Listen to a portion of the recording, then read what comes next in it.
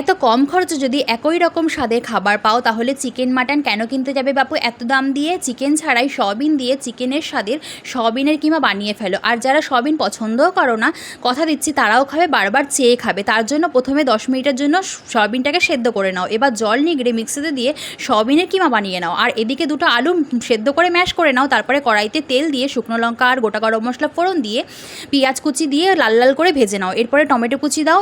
এরপরে একে একে আদা, কাঁচা লঙ্কা বাটা, রসুন বাটা, জিরে, ধনে গুঁড়ো, কাশ্মীরি লঙ্কার গুঁড়ো, স্বাদমতো নুন, হলুদ আর একটু সামান্য জল দিয়ে মশলাটা কষিয়ে নাও। মশলা দিয়ে তেল ছাড়লে সয়াবিনের কিমা আর আলুটা দিয়ে দাও।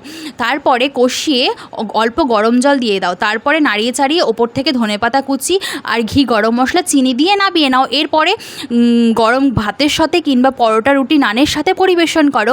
আর সব শেষে সাবস্ক্রাইব, কমেন্ট আর লাইক করতে ভুলো না। আজ আসি, দেখা হচ্ছে নেক্সট ভিডিওতে। টাটা।